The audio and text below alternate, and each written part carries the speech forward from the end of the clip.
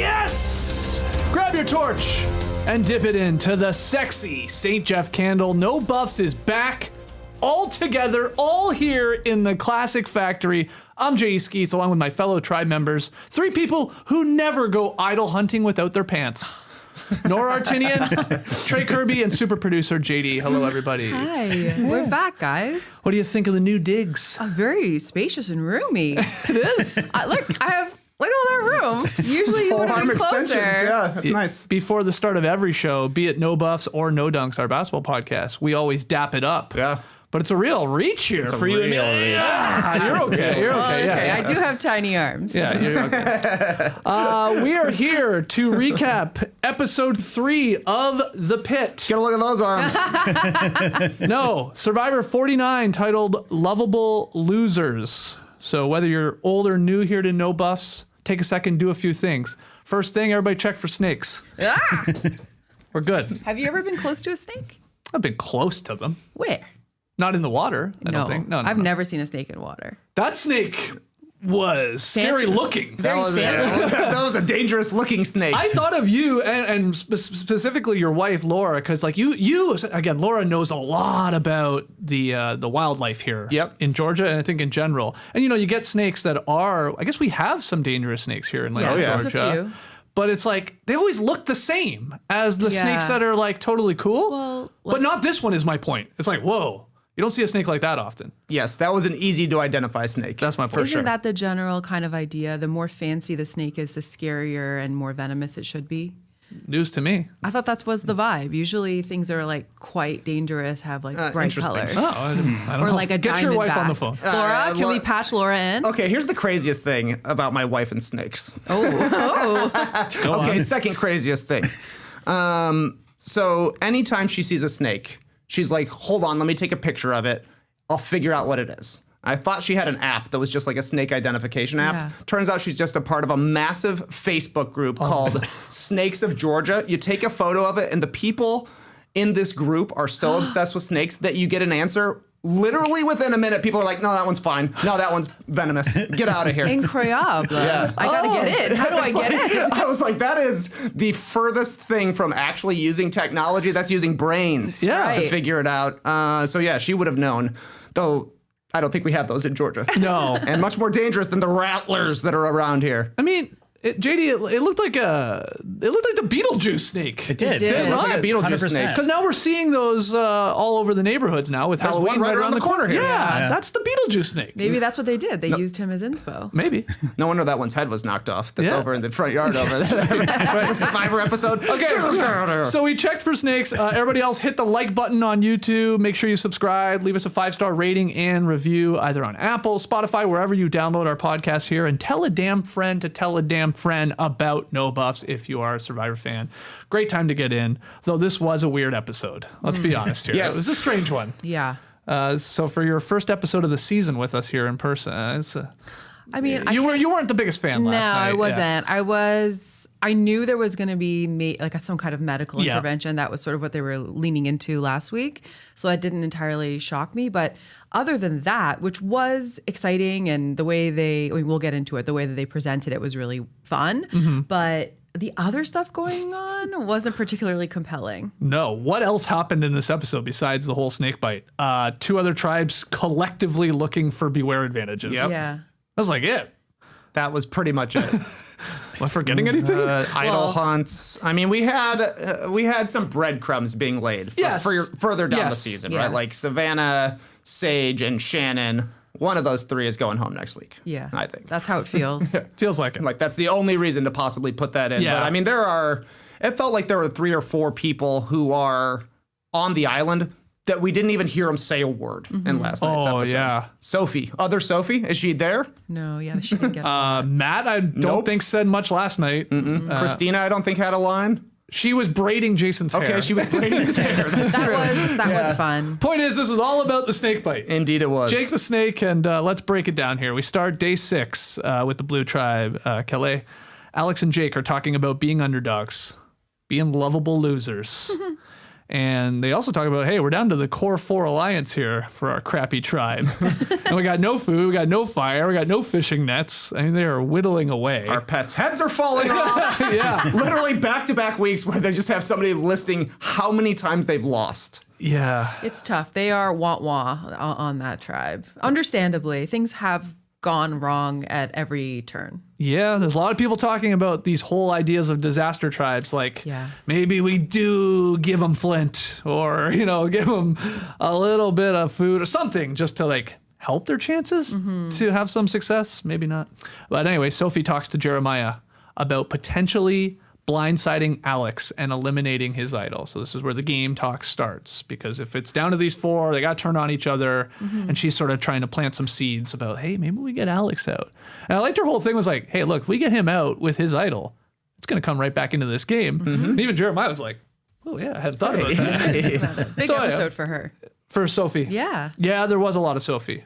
And might be in a good spot moving forward, and you both had her as one of your winners. She's my winner. And man, now if we're getting a tribe swap, I'm liking it. she should be sitting pretty. I'm liking it so far. She played it sweet yesterday. Yeah. And I mean, now that thinking back to it, it's like her whole point was to flush the idol. And that's exactly what happened. Yeah.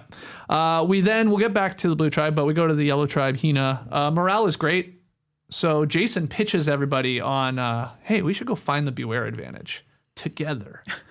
Because like a swap's coming to merge, maybe right around the corner. Maybe we, as a team, we're so good, let's get our ammo up here. Let's go get something. That's the thinking, right? MC agrees to do it, but she tells us in a confessional, she's starting to get a little annoyed with how close everyone is.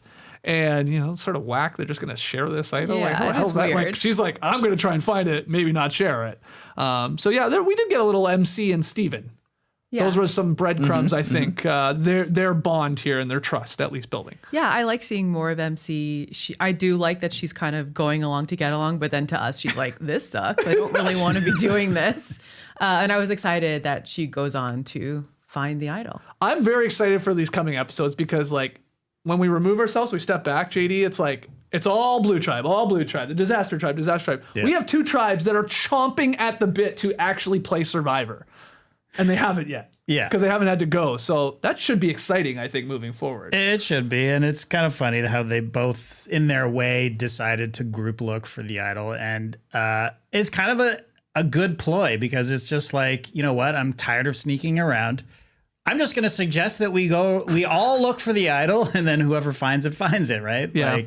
And that's basically what happened on Yellow, right? And then later on Red. But Rizzo announced it to the team, but then he of course was like, I'm keeping this thing. If he can keep it though, like that's a question, right? He only has the clue and no vote, right? But they all know when they lose at their challenge, like anybody could go grab that cannonball, right? Or how does it work? I don't know. I thought he was given a clue after they lose the challenge to go to where has to dig. That's how it was for not everybody would know. He'd be given it. How would he get it though? I can't remember. Yeah. Is it not buried under the water well? So everybody knows to bury to. No, the point is he doesn't know. He doesn't know it's under the water well yet. No, it says it on the letter. Does it? Oh, wait, his was like by the boat or something. One was by a boat right. and one was by the water. But to continue on this and not to skip ahead too much, but towards the end of this episode, we get the view of next episode and we see that there's the swap coming. What happens to the people whose idol is on their camp, but what if they get swapped? Right. Yeah. That's what I mean. Like it's a huge mess now. Yeah, it is a bit of a mess. And we know for sure that Rizzo doesn't have a vote. Right? Yes. So anybody can find that idol is my point. They know where to dig. They'll get the cannonball. They'll get the next clue. They will be able to get the idol without Rizzo in theory. Right? But I gotta see the paperwork. Yeah. I think you are right now that you say that though. Yeah. But who's sneaky enough to do this? These people are all really nice. Well, Rizzo is. Up until a Rizzo's point. sneaky enough. He is. So I don't know. It seems like a good idea to go looking for it together. I think so too. When you're in a tribe, but then when you have a swap, you're like, "Whoops! I probably should have kept this to myself because then I would have some ammunition." So I think it's going to backfire. Right. Yeah. But it also if we're all looking for an idol, we're all looking for an idol. It's not like, oh, Rizzo's off looking for an idol here, So it's the perfect cover. Well, I liked that MC and Steven, like, they pre-planned the search. They're like, hey, how do you want to go about this? Like, are we going together with hopes that we find it and then we keep it a secret? But is that too much? Is that too obvious that we're working together? Like, I like that they were like, should we go in pairs or should we go in groups of 3? Like, they're talking that out. They sort of pitch it to the rest of the tribe, or it comes up and somebody says, let's just do 2 search parties. Girlies to the right, boys to the left. Here I am. Yeah, exactly. So we get this scene here. Jason's looking for it too. He sort of walks right by it, doesn't know the holes on the other side. But I like him saying he's just looking for trees that look suspicious. It's a good start. Yeah.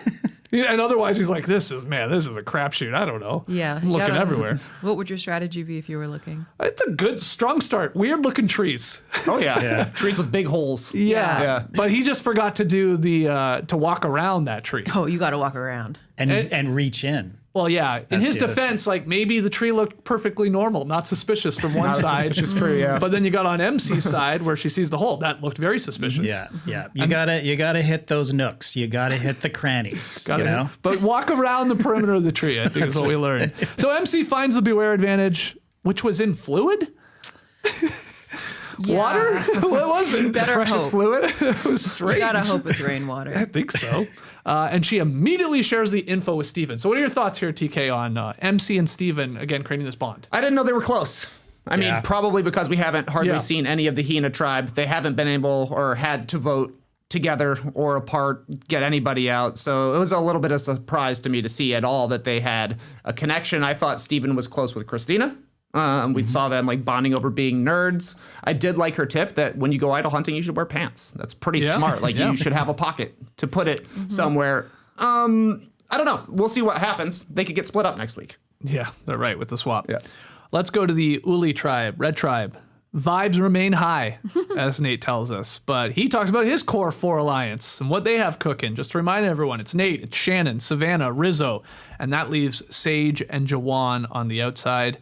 And those two start talking, Sage and Jawan, about how paranoid they are, I guess, of the tribe dynamics and where they fall into all of this. She's particularly stressed.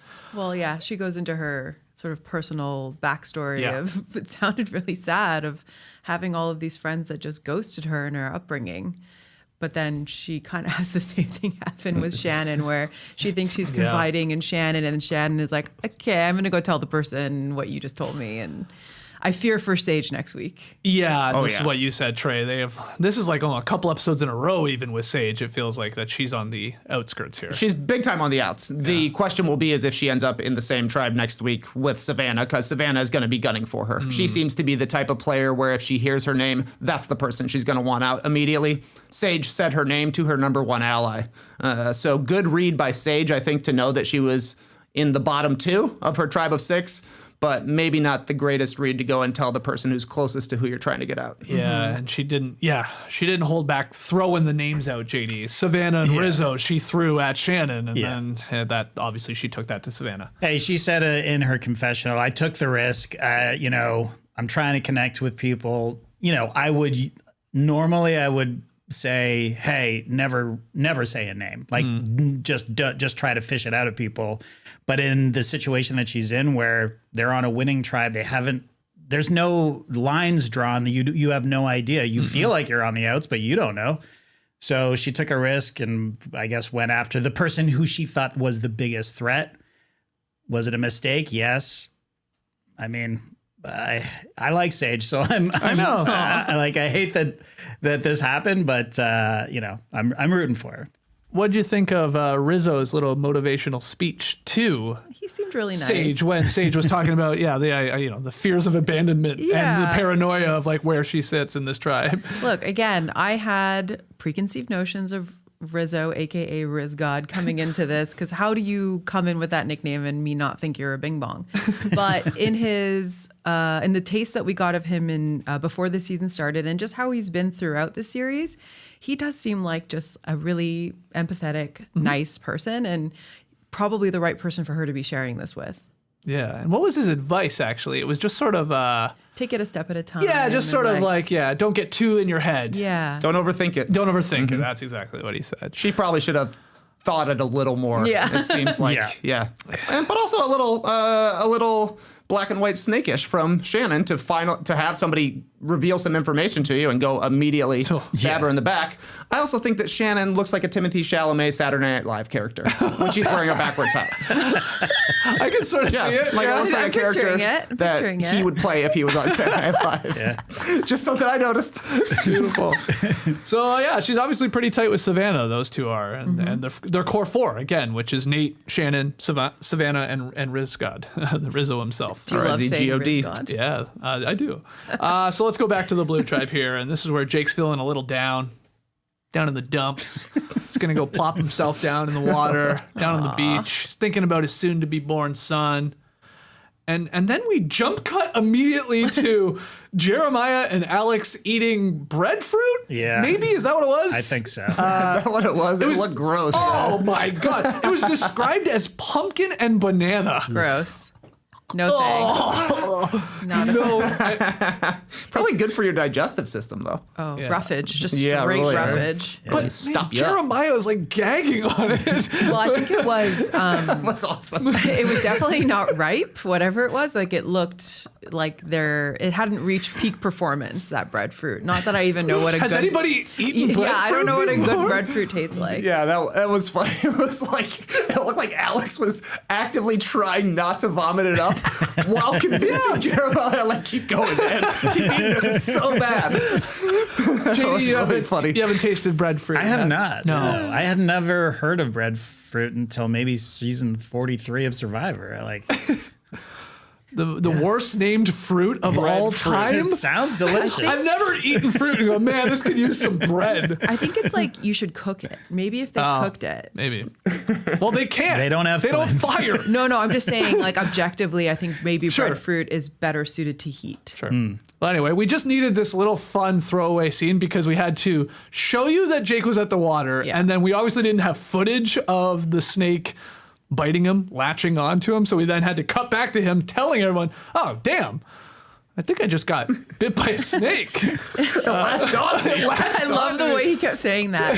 He wouldn't say bite. No, he wouldn't. It just latched on to me. Yeah, I don't know what it was doing, but man, they took, I say they, as in the producers and Survivor, took this very seriously because they called in medical right away.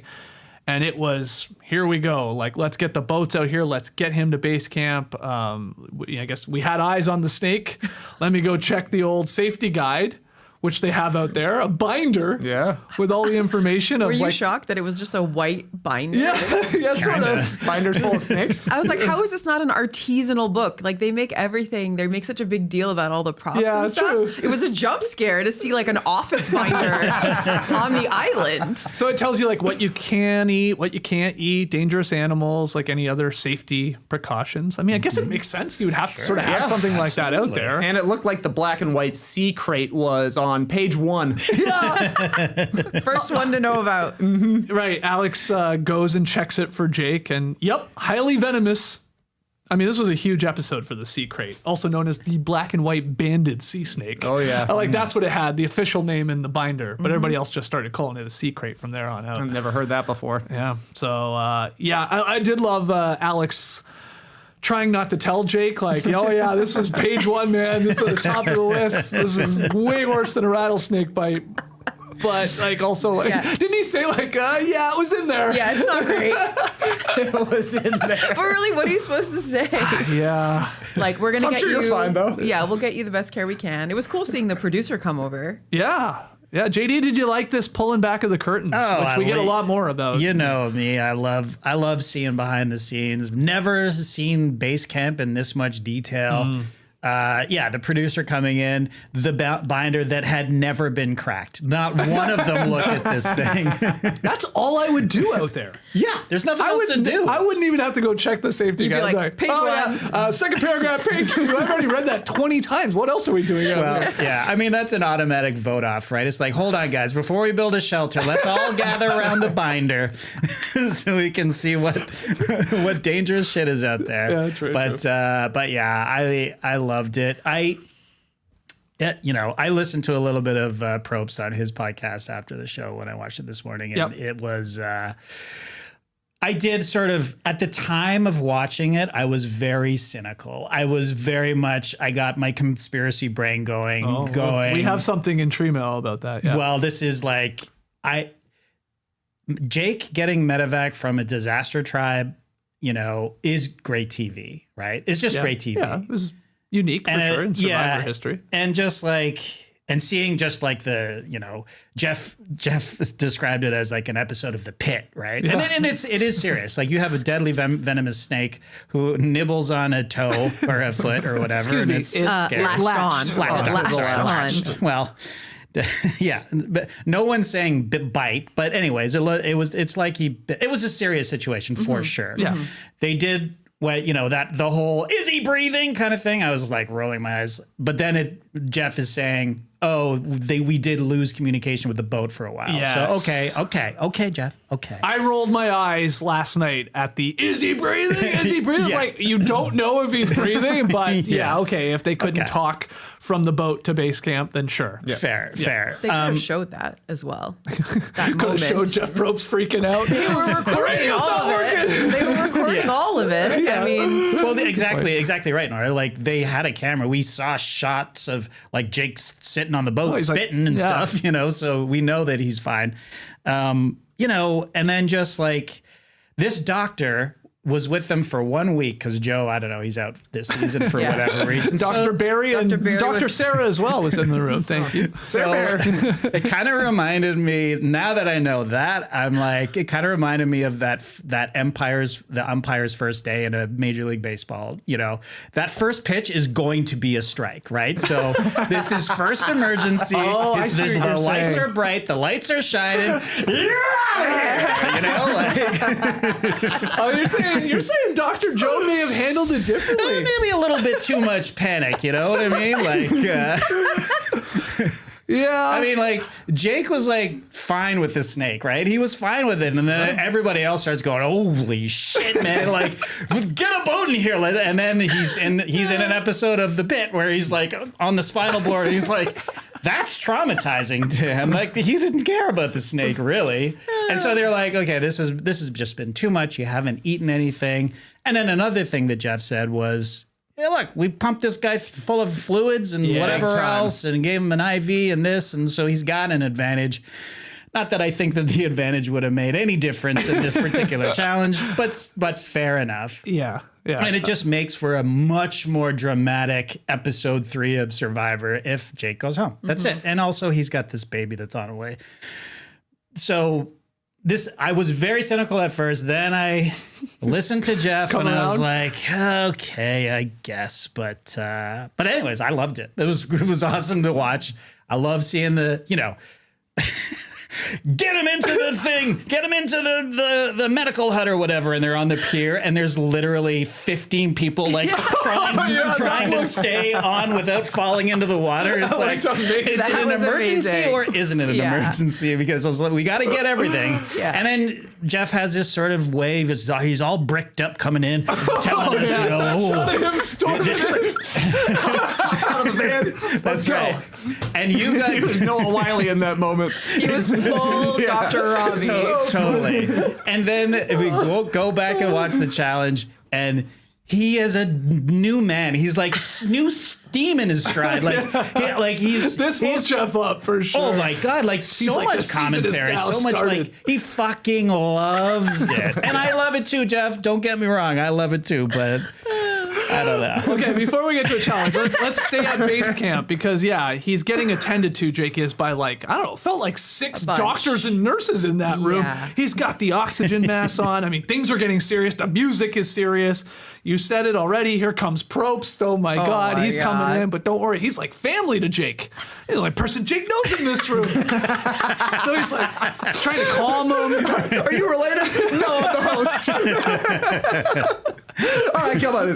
So, I mean, obviously Probst is trying to get stuff out of Dr. Barry as well, and then Probst leaves the room and breaks the fourth wall even more, and my he's like God. talking straight to us. Here's what's going on. That was my favorite part. That was your favorite part? Yeah, because of the comically large boom mic in the background. There's like all these doctors working on Jake, and then there's this enormous boom mic, and Jeff's like, here's what's going on. He's trying to be all serious. Now, say what you thought last night while we're watching it live, what the real reason, like not reason, but why they were really playing this up so much, how serious it was and the medical evacuation was. Oh, I thought it was like a liability for CBS, basically. I thought this totally same thing. felt like that. Yeah. It's like, hey, we got this all. We're recording. It's under control. All right, let's go through this so you can't sue me later, We're big guy. doing all He the said things. it twice. He said Yes. what happened twice. Yes. Yeah, this is how it happened. Yeah. We're not, you need to see, we're taking care of him. Yeah, so, we're going to send you home up to Canada, but don't you come suing us. Yeah. Nothing really happened. Dr. Barry, tell me what happened. He was freaking out, huh?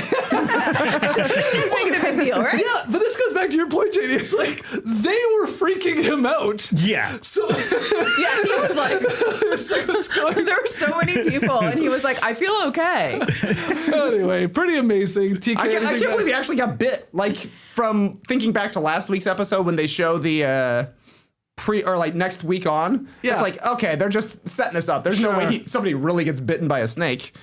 But he did. But I was also happy to hear Jeff say that it was unfair, because the whole time I was thinking, A, he's getting so many fluids. Yeah. B, Yes. you eat food if you give blood. Yeah. Yeah. So he had to eat afterwards. And that wouldn't have been fair. No. Yeah. I mean, he did get latched on by a snake. Yeah. Don't Dry forget bite. Also learned the term dry bite. I hate the dry word. bite. Dry bite. It makes me feel yucky. I don't like it. It feels weird when I say it. Dry bite. Hey, look, I'd prefer a dry bite to a big time. venomous Yep. bite. Yeah, I get. No, I know, but like the phrase itself, Yeah, I it don't is- like. Yeah. It's just that snake's shooting blanks. No, he's gentle. He's just saying, I don't like this. I don't want to kill you yet. I don't like what's happening. It's like a warning.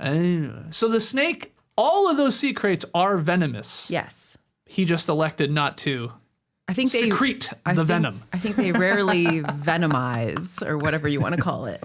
Wow, I mean, I guess in Jake's defense, it didn't seem like he was doing anything. He was just vibing. Like, do you think a wave just brought in the snake Maybe. right up onto him? And That's a great question. They had the shot like from the underneath of the snake too, Yeah. right? Like just a scenic shot. So they must not be so dangerous that the cameramen are like, we have to stay 60 yards away from him. They got close enough to get right underneath it. I was like, man, can you imagine being that cameraman? Next thing I know, Yeah. okay, well, that Right on brings the up a good question. Okay, the bite happens. Holy bite shit. happens. Medical emergency. Right.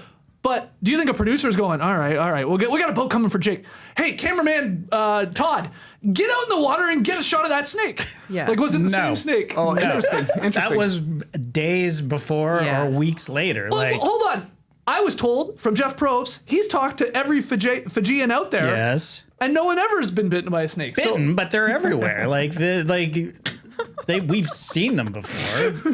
You see them, but they just don't bite. They're not aggressive. Yeah. Okay. And I think- He got the working theory is he got super unlucky and that thing just got washed up onto shore and just Well, they hang snake out freaked on out. the shore. Yeah, they're looking for food. Well, what He the hell was probably Jake doing? I'm telling you, when a snake's in the water, shallow water coming at me, I'm probably going to get out of the water. It says it in the binder. It says highly venomous, often found along Fiji's shores or in lagoons. They so are don't go usually- and sit by the Okay. shore and think of your soon-to-be-born son. Well, it says they're usually docile and will not attack people unless they are severely provoked. So he was getting vibes from Jake. Yeah. Yeah, he saw that nipple ring or something like that. you got in a the close sun. up of that nipple ring this We week. did. We did.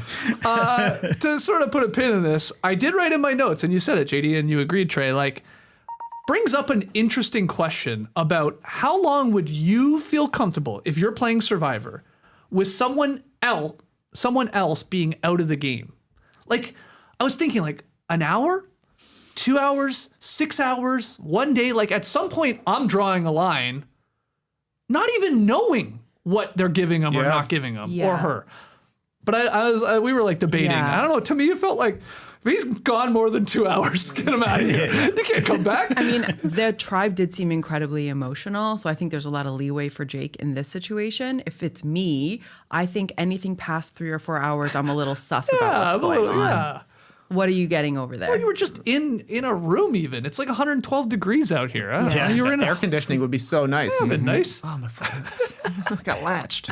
Yeah. Just chilling. Don't worry, it was a drive-by. Don't even look. It'll be fine. I did like when they like cut back to the Kella tribe and they're like, he's not even going to be able to walk on a balance beam. Oh, I laughed at that too.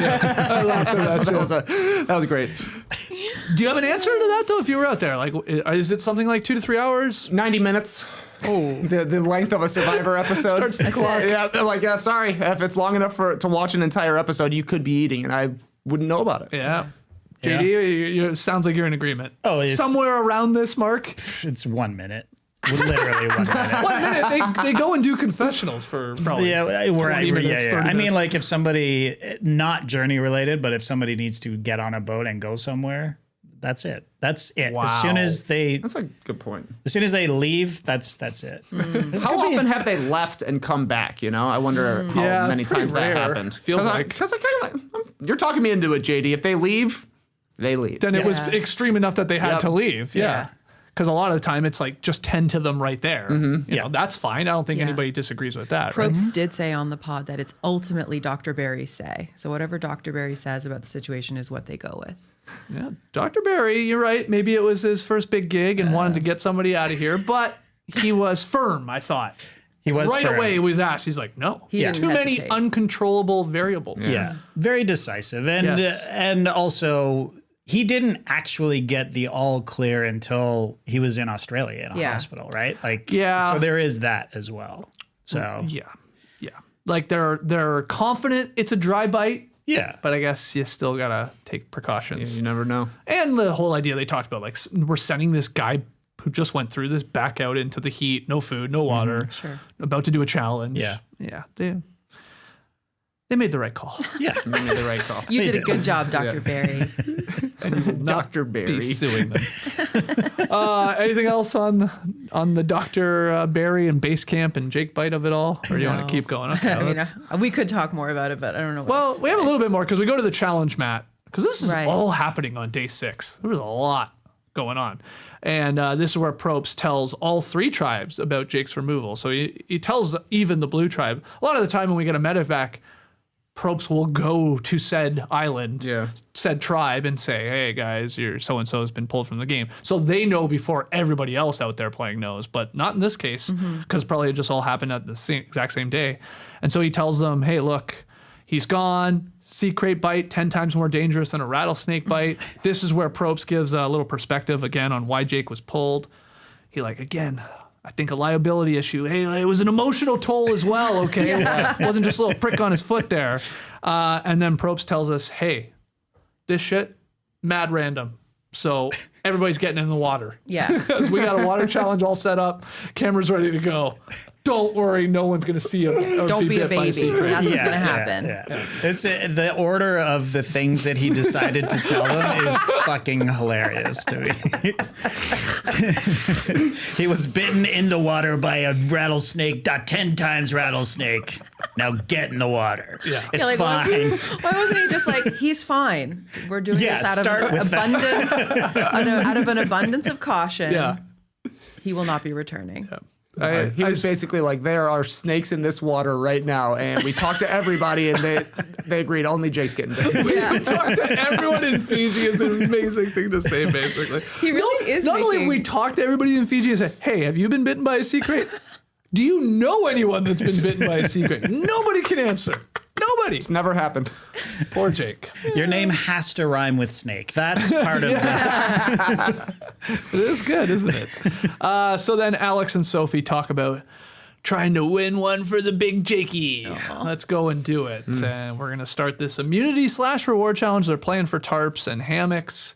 And, pretty, I thought, generic survivor challenge, obstacle course in the water, and then do a big puzzle at the end, which is, they must have not been happy, the Blue Tribe, when they saw that. Yeah. Like, okay, obstacle, we can do that, we can do that, we can do that. Oh, damn, we're screwed. Yeah. It was a good puzzle battle for 4 or 5 pieces. It was looking okay for a little bit. I was like, oh, we got a battle here. Jeremiah and Alex they got some pieces in. Yeah, who won? Red won. No, Hina won. Yeah, Hina won because of Jason. Yeah. Red, the Uli tribe at the end, getting their last piece. Like, it could have been stressful if Kella was anywhere close, but they tried every possible way to put the last piece in. Zero stress at all. Yeah. Finally nailed it. Yeah. That was the only other thing I had about the challenge was they sent Savannah back one time. Like, she went over on the balance, the balance beam that flips over, and it looked like she ran down it and jumped on fine. She had to get the key. Yeah, you had to go back. Didn't get the key. So okay, I didn't see that. So there was a big debate, how specifically were they told? You got to be on the beam to get the key. Well, the other two seem to grasp the concept. Yeah, so I think that's why Probe sent her back. Yeah. Not that it matters. She's I didn't really know. she's like, there's a puzzle at the end? Nah, that's all right. I'll do a couple laps. Yeah, we'll be fine. Which it was. At one point, when Kella's trying to do the puzzle, Jeff screams, "Alex trying to force one. No way that's going in." He was just dunking on him the entire time. He's like, this is the worst puzzle tribe we've ever seen because, look, they're getting to the puzzles sooner than the other tribes almost every single time. Nobody can beat Jason. No. Jeff is bigging him up at every opportunity. I'd be a little mad if I was target. Jason. I know. Take a break from Shut puzzles, up, man. Jeff. I would say at this point, but it's not like Kella hasn't had chances to win one single challenge. Yeah. They just can't do puzzles. I know easier said than done, and obviously easy for us to say here and not out there. But this is it's a puzzle. It's a tough puzzle, I get. But it's also can you not look at colors? Have you never actually done a real puzzle? Listen, There's some pretty big giveaways I thought in that puzzle of like even Christina at one point she's like, yeah, look for the coral. There's a small coral. So that's a bright purple for Hina or whatever it was. I don't know. They're just shifter brains at this stuff. well, they haven't eaten. Yeah, and that's there's true. a lot going on, Yeah, that's a good and they thought their friend died, and Yeah, okay, now okay. they know there's snakes there that could kill them. So there's a lot going on. They got a full plate. They also think that they're not good at puzzles. Yeah, that's a great Yeah. point. No confidence. I mean, one of the best premature celebrations, when Jeremiah puts in the first piece and it's like, yes, Got one. one piece. Or we're rolling now, but they just don't believe that they can do puzzles. Yeah, It's true. Yeah, and I guess, do you think it was a rule in this challenge, you could not remove the puzzle pieces from the table? I think so. It must have been, right? Well, my first instinct, if I'm doing that kind of puzzle, is to start laying them lay out. them all out. 100%. Yeah. So I Separate can them. see them, but none of them are doing that. Yeah, they had to have been told. So I'm Even sure. Nate drops 3 or 4, and I noticed him he picked them all up and put them back on the table. So it's right. got to be the move, and to make it a little more difficult. Yeah. But they could have come up with some sort of other strategy, Alex and Jeremiah. I don't know, okay, just stay at one piece, even you, and then rotate all the pieces. Hand me every piece until one goes pick in. up a piece and then do that. I don't know. Come up, try anything else because it's not working for you. Tauruses are known to be stubborn, so I don't know. Wow. And didn't you say Libras are indecisive? And they are non-confrontational. Bad mix. Tough Really bad combo. mix. Tough puzzle combo for sure. All right, so I do have a few more things. Okay. I think at one point, I don't remember who did the jump. It must have been Savannah. And I thought Jeff yelled, "That's how you do it on." And didn't say Survivor. He just said, "That's how you do it on." I was like, was this guy going mad? I think it was Alex actually, and I rewound it because I was like, it was like a bad edit, or he just stopped himself. But I think he says Alex. I think that's how you do it, Alex. But you're expecting him to that say makes on more sense. Survivor. okay. I think it's either Alex or Savannah. But I didn't know if he was trying to set the tribes up to finish the line for me or something like that. Oh yeah. Like a call in. Yeah, that's how you do it on Survivor. Well, he did have a huge crowd next to him there's because six there's people 6 people A full sitting tribe up. was sitting there. They're just floating on those little buoys. And we did have some funny lines from the Riz God himself. And we had a question from Doug. I'll just ask it now. What's more impressive? This is a little NBA Survivor crossover here. More impressive, Mike Breen's double bang or Rizzo's quintuple bang during the immunity challenge? Because Riz God did drop a bang, bang, bang, bang, bang when they were And a leaping. beautiful dive, too. Oh, yeah. So, yeah, that was pretty nice. That's okay. I think Savannah's good. She looks probably pretty good in challenges. Yeah. Does look strong. Hell yeah. But do you have an answer to that? Do you like the double bang from Breen or the quintuple bang from I mean, Riz God? people are saying that Mike Breen goes to the double bang too often. It's happening more and more often these days. Yeah, it should have just been the Steph Curry one. We've only heard of quintuple blaying one time thus far. But I do like we're getting an NBA reference in every single episode so far. Wow. 2 Kobe's and now the 5-banger. 5-banger. What else did you have from this? You have one more note? Yeah, a lot of jumps off the platform at the end here. Rizzo did a flip. And what I was wondering was, 2 people jumped in holding the idol. Yeah. You think anybody's ever dropped it to the bottom of the ocean? I bet they float. There probably wouldn't, right? Yeah. Maybe so. Maybe Jeff's like, don't worry about it. If you drop it, it'll be fine. But I mean, like, it was a big storyline once upon a time when somebody jumped in with goggles, lost the goggles, they went to the bottom. They're like, we got to get rid of this person because they lost our goggles. Couldn't even see underwater. Can you imagine how bad it would be if you lost the immunity idol? Oh my God. What do you think would be fair, too? That you have to go to the tribal council because you're not immune? Yeah, You lose you gotta the swim idol, down there and get it. You don't have it? Yeah. You don't have it. She gone. Wow. Never thought of this. That's probably why they're wooden, so they can't get lost. Yeah. Okay. And as we go to break here, we see a pic of Jake in a Leafs jersey holding a baby. He's okay, guys. It says Jake is healthy, and the silver lining is that he made it home for the birth of his son. That's what's Great. I love it. I laughed out loud at this. I was surprised by the Leafs jersey. I know. Like, you're in Saskatoon, my friend. From Saskatoon, lives in Edmonton. Make it make sense. In Alberta, I should say. Yeah. How is that possible? I don't know. You'd think that'd be frowned upon out there. You would think so. You would think so. Okay. Hey, JD, did you laugh at that? Because it was like he's dead, sort of, or not dead, you know. Yeah. Well, one thing was confirmed in the first episode. He says to Jeremiah, "Oh, you're a Leafs fan," and they're like, "Yeah, I'm a Leafs fan too." And I just didn't believe him. Oh, yeah, I thought he was lying. Yeah. But apparently he's a Leafs fan. So that was just mind blown. Yeah. Yep. All right, let's get to the plotting and scheming, I guess, of this episode. There's not a whole lot. I mean, there's only 3 of them, and Alex has an idol, so we're going to try and determine whether he's going to use the idol, and then whether Sophie and Jeremiah are going to try and blindside him, or are one of them or both of them going to just try and save their ass and make sure it's not their name if the idol's played that they're then squeezed. That's what we're at here. And Sophie plays here. She does some work. She talks to Jeremiah, again, about blindsiding Alex. And the plan is to make Alex feel comfortable. I wrote, genius. Good idea. Good strategy. And then later, Sophie tries to convince Alex, hey, save the idol for the merge. I'm a loyal bitch. Her words, not mine. And went through all the reasons she's a loyal bitch. And Jeremiah plays sort of the astrology strategy card. And he knows how to placate a Libra. So this is what's going on here, the plot and scheming, before we eventually make our way to tribal council. What do you think of how Sophie played and how they all played this? As I said earlier, I think this was a big episode for Sophie. Yep. I think she's thinking about the game in a way that the other people on her tribe are not, or at least we're just not seeing them flesh it out the same way. I enjoyed seeing her hiding in the bushes later. Spy Shack, yeah. So, and she did say Tony is probably her favorite Survivor player, so an homage to him. So yeah, overall, I was very excited to see the way she was approaching this. Yeah, I thought this was smooth from Sophie. She obviously played it the best. It felt like she had 2 plans. I want to get these 2 to vote for each other because then I get to decide who's going home and I know I'm safe. Whereas Jeremiah, his whole plan was I'm just trying to stay safe and I'm getting on board with you, Sophie. Meanwhile, Alex, he just has a decision to make. Do I play my idol or not? He was wise to play it even if it didn't totally negate the votes on him. It wasn't a big deal. He didn't need to play it, but still, you'd rather do that than go home the other way. So I thought it played out about as well as it could have for Sophie. JD, anything to add to that? I mean, yeah, she played it very well. Going the astrology route is never a good idea, I don't think, as a strategy in Survivor, but who knows, it might have worked out. But really, it was all about convincing. I think I would have been more impressed if they had convinced Alex not to play his idol and voted him out, right? That would have been a little bit more impressive, a bigger move, if you will. But, you know, at the end of the day, you suss out whether or not he's going to play his idol. If he is, then convince him to go after Jeremiah, which was a pretty easy thing to do.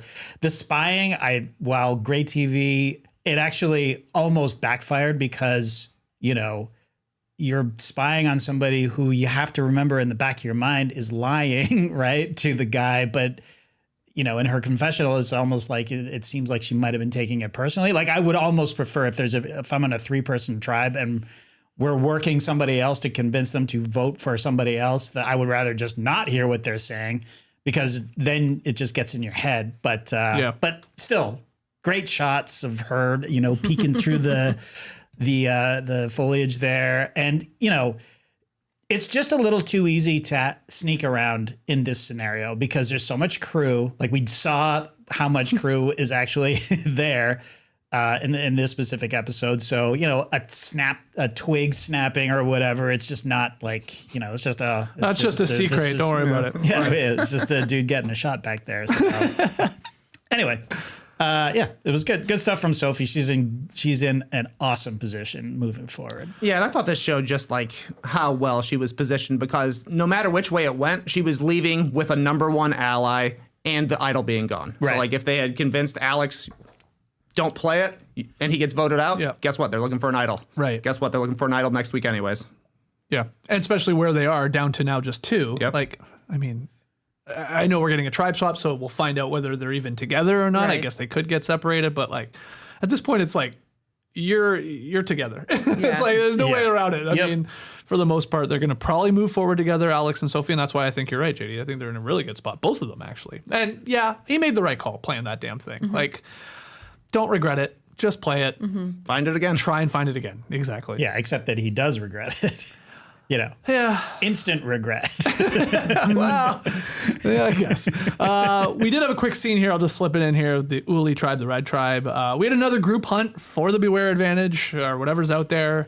And they're doing it because they're stressing about the forthcoming war with the Yellow tribe, with Hina. And somebody says, like, insert action music. I guess it was Jawan. Yep. And they inserted it. But there wasn't a lot of action. No. I was like, this is boring. They're all exhausted, too. They were talking about that, so just even that part. But Rizzo finds the Beware Advantage, and he reads it in front of everyone, so everybody knows. And we'll see what the ramifications are of this. What a conundrum in the editing booth as well, because you have this perfect moment, this meta moment where an actual editor is like, cue the action music. And so you want to throw in action music. Got to. But you just have the whole tribe is just like lackadaisical. And so I think they did a really good job with the cue that they ended up using, a sort of like subdued Mission Impossible type thing. Not action music, but still, it's fine. But just, I can just imagine how long the hunt was to find the perfect track for that, because it was You're saying it can't be too action-y. No. Because there's no action actually happening. Yeah. Unless you go so over the top with the music and then just have them go stick, like, lackadaisically poking shit with sticks. Yeah. I don't know. Like, anyways. You want to see them snap into action and all run out into the woods, like in a frenzied search. Yeah, but they're not even trying to be sneaky about it or do it around each other's back. They're literally doing it collectively. This tribe was. And they all know because Riz God found it. Yep. And now they know he doesn't have a vote. To tribal council we go. We talk about Alex taking job applicants, right? Them pitching their case to him. Sophie and Jeremiah do just that. They make their pitches. Though Jeremiah screwed up a little bit. Accidentally called Alex Jake twice.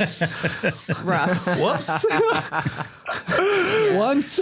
Okay. Does it immediately after. Again, they are depleted. Yeah. Their brains are not working. Yeah. And then Jeff leans hard into the shrinking ship metaphor, which he sort of botches. We'll get to that in Tree Mail. Yeah. And we get I thought we had some badass voting music here, JD. I thought the music was great. A sea shanty. Yeah, right. Oh. Yeah, it was really good. A yo-ho-ho and a bottle of rum. I've said it before this season. I'm loving the music. Loving the music. It's great. And so they vote, and then Alex does decide to play his idol, and Jeremiah gets 2 votes because they both voted for him. And peace out to our second Canadian this episode. What a rough night for the Canadians. Tough night for Canadians for sure. Man, both gone. Yeah. And not a single cackle on his way out. I was a little bummed by Not that. a single cackle. We didn't get a cackle all episode, did we? I don't think so. They put it in the previously on, though. Yeah, They're like, don't forget about this laugh. They did. This laugh You're going to want to exists. remember this. He wanted to cackle so bad when Jake got bit by a snake. I Yeah. bet. How did He they had to not keep do it a in. super cut of the cackles? Yeah. I thought, okay, yeah, he's not cackling while he just got voted out of the game. I get that. But I was like, I said to you, I was like, don't worry, after the last commercial break, next time on Survivor, and when we get his final words, he'll drop a cackle in his final words for sure. But nothing. Well, maybe he doesn't know. Like, oh, wow. Some people don't know that they have, well, I mean, I'm sure people have told him that he's had a distinctive laugh. They told him on this season. But to watch yourself on TV doing it is probably mind-blowing. Yeah. Like, Especially that one that they reshowed. That one is legendary to me. It's a great reaction. Greatest ever Survivor laughs. I can't believe, though, the streak continues. A male Taurus has still not won in 49 seasons. I thought this was the year. God. Oh, I thought this was the year. You're right. Nope. Jeremiah gone. Any final thoughts for him? I mean, his parents, he'll have to tell them that he wasn't climbing Mount Everest, I suppose. Oh, they're like, wow, you did that quick. That was fast. Yeah, that was like 6 days. 6 or 7 days you were gone. Holy crap. I don't know how long it takes someone to climb Mount Everest. Yeah. I assume longer than that, but I don't know. It takes weeks. You got to acclimatize, You don't you? acclimatize. Yeah, base camps, other base camps. You go up, you come down. Yeah. Then you go back up. Yep. Okay. That's all I know. So they're going to be questioning what the hell happened. I think so. I really like Jeremiah. He was funny. Oh, yeah. He started the astrology chat. I wonder if it will continue with his absence. It seems like it will, but I was from Shannon. Yeah. Specifically, yeah. And Sophi, I think, also mentioned it. Okay. So we'll see. Great. Any thoughts for Jeremiah? Tough to get on the disaster tribe, but it shows you like practice puzzles. I think is a hint for going on Survivor. You got to at least try some puzzles before you go out there, because like you're saying, we're not even to the complicated ones yet. No. These are jigsaw puzzles. Yeah. All right, well, let's keep talking about this episode in a little tree mail. If we got it. There it is.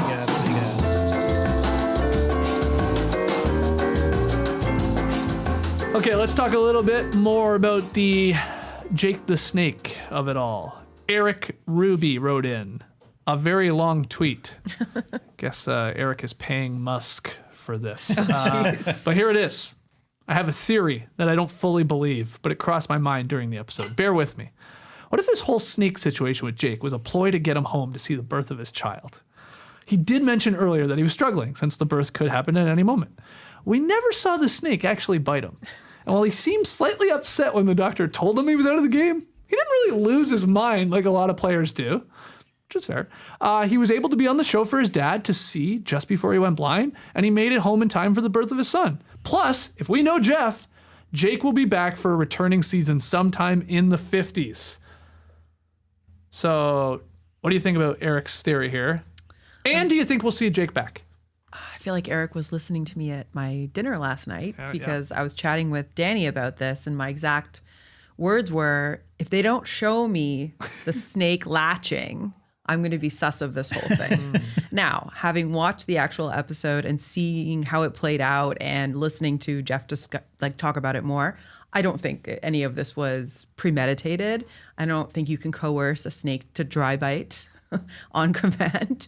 So I do think he actually had this happen, but this is fair to bring this up. Okay. And do you want to see Jake back, or do you think we'll see him back? I don't think he'll be back, but you guys, I think, feel that he would. I think Jakey Boy will be back. Yeah. I think Jeff loves his beefy boys. On that fun thing that Jeff mentioned on his podcast, Jake did every one of his Zoom interviews topless when he was working with the crew to get on the show. Okay. So that's just some cool context to Jake. Why did you mention that? I mean, he loved it. he loves it, man. Jeff, it's like seared in his mind, I think. I think it's an absolute lock Jake will be back. Not on season 50, which we don't think is him. We think it's, it was leaked that it's Savannah and Rizgon. Right. But, yeah, early 50s, whenever they do a returning season of some sort, I would assume Jake's going to be back. Because he's a beefy boy and Jake loves those. Also, just the fact you got this story now, like, for the first time in history, someone was medevac from a snake bite, a venomous snake bite. And then, he's got his kid now. Now he's playing for his son, Jax Paul Kenneth Latimer. It is a no-brainer he's back in my mind. And the guy was fine. He was decent enough television. Yeah, I think we see Jake. He came out there with a bit, the shoe bandit, right? He had so a ironic. lot of things going on for 3 episodes. Yeah. I think he'll go back. I don't think it was intentional, but I watched Lost. I think this is the island controlling things. They're like, you should be home for the birth of your son. Your dad got to see you, so now you have to go back. Mm-hmm. It's a reverse lost, actually. You have to go home. Yeah, get on this WestJet flight and get home. JD, any merit to this? I mean, okay, it's a ploy, but a ploy by whom? Like I by think Jake it's or by by Jake. production? Okay. I think that's what Eric's saying. No, I don't think It's like he actually really wanted to be home. And he's like looking around. He's like, yeah, this is pretend I get bit by a snake. I don't think so. I think he wanted to play. I think he wanted to win. I think his muted reaction to being pulled from the game. I mean, the guy cried for one thing. He did. He's a big beefy boy. He's also Canadian. We're not so great with showing our emotions sometimes. Let's be honest. And I think also you get a whiff of air conditioning. Yeah. A little bit of fluids. And you're nice. like, that oxygen kinda probably nice hit. here. Yeah. You know what I mean? Like, all you people smell clean. I don't know. Maybe I'll stay. Like, it's not I that would bad. add to that too. Like, we ain't one shit out here. Like, nothing has gone their way. Like, I would argue that's some what's bothering him the most is Yeah. that they're the losingest tribe. He probably does hate that. lovable Yeah. losers, though. Yeah. Yeah. Oh, hey, the Leafs won last night, so that's good. Well, he's got that. I think they beat the Canadiens. Well, if he's a Leafs fan, he's used to Used to losing, losing, right? I was going to say. Hey, Ouch. writes itself. I don't care about the Leafs, so you can say that. It doesn't matter to me at all. All right, sticking with Jake here. Sign Up Grid wrote in, Jake hid everybody's shoes just to get bit on the foot. Almost poetic if you think about it. Fair point. Yeah, nature is a sassy girl. Indeed. So true. So true. I mean, where was the shoe bandit thing going to go? This is, I didn't really understand it. Was it just for giggles for him? I think it's giggles. Yeah. Totally. I mean, he's kind of lucky it didn't blow up if he stayed.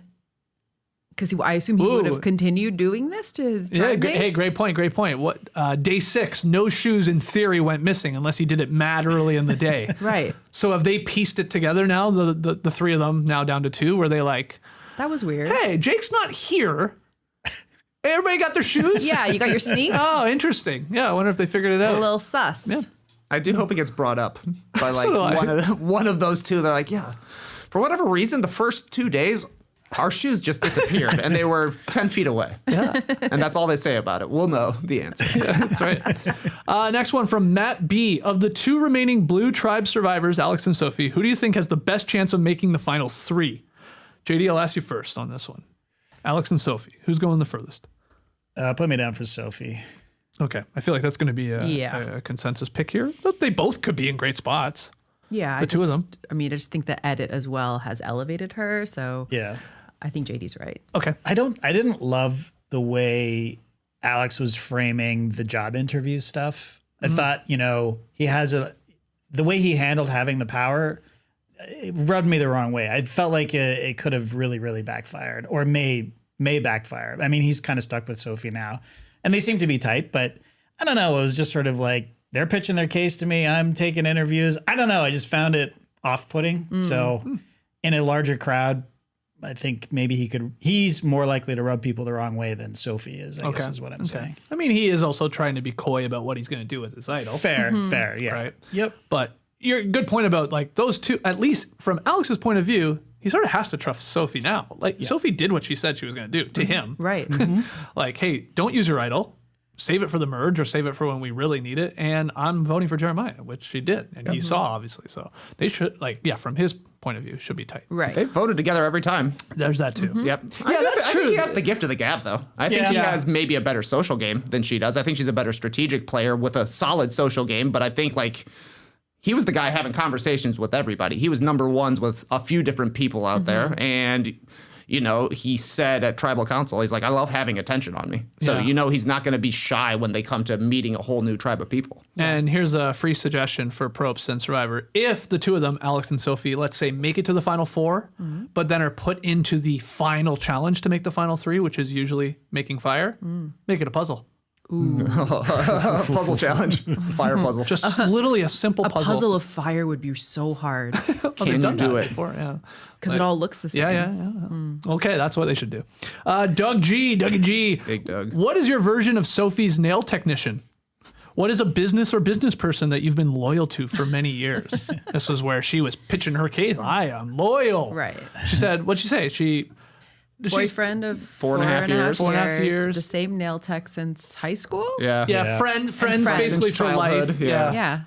She So- sticks with what she likes. Do you have a version of Sophie's nail technician? Yeah, like the most literal one would be my hairstylist, Jess, who I've gone to for like a decade. But my other thought was top of mind because we were just in Canada for several weeks. And my favorite snack is...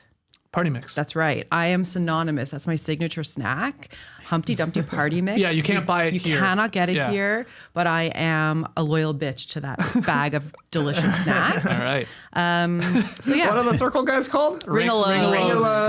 Those are the bomb. Those are good. Yeah. If anybody wants to send me some, it is my favorite thing. Yeah, I love a ringalo for sure. Well, do you ever pick through it? Like, Absolutely. She always leaves out the pretzels. Get the pretzels out of here. well, then what are you doing? I mean, that's for you. Make your I mean, own. I'll eat them. Yeah. Nobody wants the pretzels. No, I know. No, Talk about a dry no. bite. Yeah, no doubt. Pretzels are the worst thing in any mix. Of food. Well, yeah. the cheesies are so much better. Well, the yeah. ringalos are delicious. I don't mind a palate cleanser. Yeah, you like dry. I think at times you don't want too many of them. Yeah. For sure. But I don't mind every But I once in a while. definitely shoo those little guys out of there. You do. Wow. JD, what's a version of Sophie's nail technician? I mean, I'm pretty loyal to my barber. We have the same one. Same. Shout out to Jason. Yeah. I haven't seen him in a while. Oh, I haven't either. That's why I'm wearing a hat. Yes. I got Oh God. a lion's mane up here right now. Yeah, but my barber, that's it, really. Okay. Yeah, I like to shop around everything else, even doctors. Cool. You want Dr. Barry's Dr. number? Barry, yeah. No way. He's too quick on the trigger. He was. What about you, Trey? My last doctor wore Jordans. I was like, I don't know about this. This is too cat. Dr. Johnny. I was like, you're too cool, man. Did he say your visit was cinema? Yeah, I was like, your vibes are good. It's like, what? I came here to get a physical. Man. You're dying on the inside, but your vibes are good. Vibes I are had to shop cinema. around after that. I'm similar. I followed my hairdresser from one shop to another. Then the guy that had been cutting my hair for 10 years retired, and I went to the guy who sat next to him. Yeah. I tried one place for one haircut in between, and as I was getting my haircut, I was like, I'm never coming back here. I got to go back to Jumpy. went from CC to Jumpy. Mary Todd to Maggie unbelievable Murphy. name for a Real barber. names, It's real like the names, most people. ironic nickname for a barber. It's His name is Jumpy. Jumpy. Jumpy. Jumpy Burns. Incredible. He's good. And I only get my back waxed at Sweet Peach. You love Sweet Pea. Yeah, but I haven't gone since Matt You've only moved. got once or twice. Yeah. You need a friend to go with. Can't go by myself. Yeah. I'm loyal to going with Matt to Sweet Peach. There you go. Yeah. So next time he's in town, we're going. Does your friend have to be getting their back waxed as well, or can they Support. just Like a support any sort friend? of- Like you any- want to go with? I'll go. I what it's don't like? really need my back waxed though. Yeah. Or do you I'll be guys the judge of that. do you guys run out afterwards and like show each other your back? Oh, I make Matt take my picture. they're like, I'm like, right here, up get a and photo of down. this. Take a look at that. Raw. Last time I was in there, we were playing a Sex in the City DVD. Perfect. I was like, oh yeah, that seems like what should be You're in playing the here. right spot. Sure. My answer is barber as well. JD, I had Jason for a long time. Then he moved to California. Yeah. And I mean, I struggled. As soon as that guy was back in Atlanta, I'm right back into it. Yeah. You had a couple weird haircuts in there. Yeah. You get someone that you're comfortable with for sure. No, absolutely. I love just sitting down. You don't even got to ask me. Like, what are we For doing? what you want? Yeah. Yeah. There's no, what are we doing? I do think it's impressive, like to remember the haircut from. For me, it's 6 weeks. Yeah, I'm usually 6 about weeks that. in between. I'm like, Yep. how do you cut it the same every time? It's not the exact same. That's the thing when you keep going to the same person so many times, and you're like, "Ugh, this was not your finest work." Yeah. but you were better on my beard this time. Sure. Yeah. Well, Can't win them all. I mean, to be fair, Skeets, he does watch the show, so Oh, yeah. so he keeps tabs on your hair. Like he knows. remembers Yeah, your yeah. haircut because he sees it. Every Has day. he ever reached out to me before I've reached out to him? To say you're due. Maybe once. Maybe once. looking More in the raggedy. more in the television days. None of this counts. No one Yeah. can. No one's. You're right. But on TV, it matters a little bit more. Final one here from Unadvanced. Right before the vote, Jeff said that the Kelly ship had sprung a leak, then crashed, then had lifeboats, but one of them had to walk the plank. He was cooking there for a bit. It was nice. But then he really screwed it up with that. What's a time you were on a roll, but then blew it right at the end? Does anyone have a Good answer. This is a tough question. I thought that was tough, but I kind of had one recently. Went to a wedding this weekend, had an awesome time. Like rehearsal dinner Friday, amazing. Saturday, hanging with the boys, super fun. Nice. Wedding, great time. Leave at the end of the night with my friend's keys in my bag. Oh no. Got at least halfway back to the hotel before I finally looked at my phone. Like, crap. 3 missed calls. Do you have my keys? No. Why would I have your keys? I had his keys. Oh, so we had to no. turn back, give him his keys. How far are we talking? Probably 20 minutes. 20 minutes down the road, 20 minutes back, then all the way back And to this the is hotel. late at night. You're tired by this point. Oh, we thought we had made a smooth getaway. We're like, let's go back. I had a 6:45 a.m. flight. Oh, yeah. No So bueno. Okay, that was that's a good answer. not an ideal ending to the weekend, though. A great time, and a funny story for me a couple of days later. I don't know if Nick is as happy. No, probably not. What about you, Nora? Did you come up with an answer to this? Again, I think just top of mind because we were just in Canada, and for the audience, I don't even know if they know this, but we were in Canada getting our final approval for our green cards, which was very exciting. And leading up to this process, we did everything by the book. We submitted all the paperwork. We worked with our lawyers. We went and got medical screenings. Everything was happening on schedule. And then the very last part, which felt almost like incidental, was truly a series of unfortunate events. So many things went wrong: canceled flights, postal strike, the government shut down, paperwork mix-ups, mechanical delays with trucks. Like, it was crazy. Yeah. So it almost went off the rails. We almost walked the plank at the end, but we managed to get everything done. So we're approved. Guess who's back? Yeah. The screw up by the consulate with our photos was the worst part of it all. Yes, that was very We were in frustrating. Toronto, flew to Montreal, did the interview, did the intake with all the documents. Everything went well, like you said. We took the train back. We trained there and trained back. We didn't plan on that. Flights were canceled, but whatever. On the train ride back was the email saying, hey, we need your passport photos or your pics. And we're like, we handed them to you and you gave them back to us. Yeah. And then you never asked for them for again. And they screwed up. They were supposed to keep them. So Yeah, that was a low. I had to drive back to Montreal on Monday and drove back same day. It's 6 like hour 5 drive. hours, guys. Yeah, 5.5. It was unpleasant. Just fuming the Just entire angry, my just gosh. like gripping the wheel. Why are there so many trucks on the 401? It doesn't make any sense. Oh, it's so scary. There are a lot of trucks on the 401. It was Also, the 401 is 2 lanes for a majority of that drive, That's which is right. insane. Yeah, really sketchy stuff going on. But we're done. But we're done. We're done. Yay. JD, you got anything for this one? Or any thoughts even on Probst blowing his metaphor there at the end? I mean, yeah. Like he was cooking. Why didn't he just say, okay, sprung a leak, crash, but you had lifeboats. But I thought he was going to say, but there's only 2 lifesavers, or there's only room for 2 people on the boat. You should have said that. Yeah. And there's sharks swimming around. Yeah, what do you mean we're walking the plank suddenly? I thought we were on lifeboats. Why are we back on the main boat? Because the theme there is pirate. Shipwreck. And I think he's just like, I gotta nail it. Pirate. He should have an eye patch and like a... Absolutely. Yeah, just go full like Johnny Depp. Are you ready to vote? Yeah. As far as me fucking up, at Matty O, our friend's bachelor party, we all roasted him. Oh, yeah. And everybody got up, and everyone was hilarious. And well, I mean, from my perspective, but I made the mistake of eating a gummy about an hour and a half beforehand. Oh, perfectly timed. So maybe that's why I thought everybody was hilarious. But when I got up, I completely aborted everything I was going to say. I thought, this is too much. I had this whole thing about how his wife was way too young for him and blah, blah, blah. And I started going down that road, and I was like, you know what? Thank you very much. Good night, everybody. You aborted the plan. And I thought, I was feeling good about it. I was like, this is going to kill. This is going to kill. It's a good bit. Yeah, but I guess the gummy got the best of me. And I was just Got in your head. overwhelmed, and I was just like, what did I just say? This is not working, blah, blah, blah. And I just pulled the plug and saw myself out. But it was bad. It was brutal. It was brutal. Saw myself out. Like he left. He's like, all right, I'm flying. See you guys. Just gone. That's it for me, guys.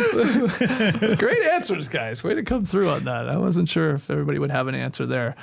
Make your picks. How'd everybody do last night when it came to our fantasy survivor pool? Okay. I had chosen Jeremiah. I did as well. Did anybody have Jake and Jeremiah? No. No, I only had one. Well, I had them both on my team because I'm a fucking homer. Yeah, you're Homer. Jeez. Yeah. So terrible night for my team. Okay.